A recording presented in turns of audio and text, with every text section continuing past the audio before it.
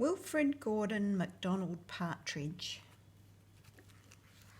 There was once a small boy called Wilfred Gordon MacDonald Partridge, and what's more, he wasn't very old either. His house was next door to an old people's home, and he knew all the people who lived there. He liked Mrs. Jordan, who played the organ. He listened to Mr. Hosking, who told him scary stories. He played with Mr. Tippet, who was crazy about cricket. He ran errands for Miss Mitchell, who walked with a wooden stick. He admired Mr. Drysdale, who had a voice like a giant. But his favourite person of all was Miss Nancy Allison Delacourt Cooper, because she had 4 names just as he did. He called her Miss Nancy and told her all his secrets. One day, Wilfred Gordon heard his mother and father talking about Miss Nancy. "Poor old thing," said his mother. "Why is she a poor old thing?" asked Wilfred Gordon. "Because she's lost her memory," said his father. "It isn't surprising," said his mother. "After all, she is 96. "What's a memory?" asked Wilfred Gordon. He was always asking questions.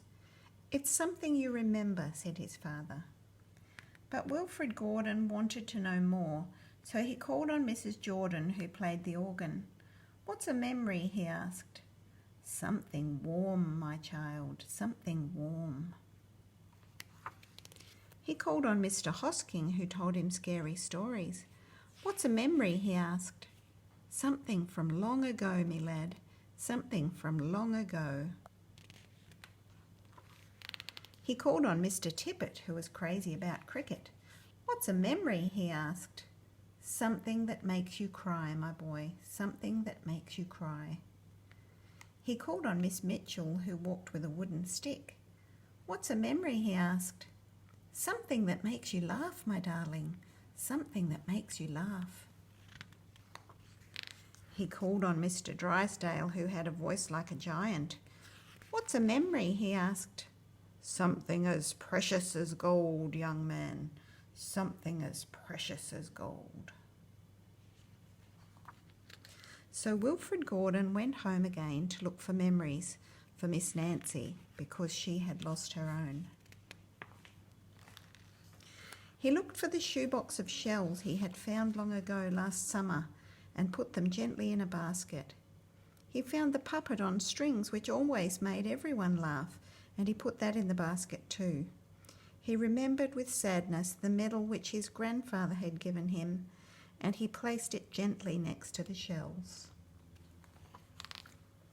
Next he found his football, which was as precious as gold, and last of all, on his way to Miss Nancy's, he went into the hen house and took a fresh warm egg from under a hen. Then Wilfred Gordon called on Miss Nancy and gave her each thing one by one. "What a dear strange child to bring me all these wonderful things," thought Miss Nancy. Then she started to remember.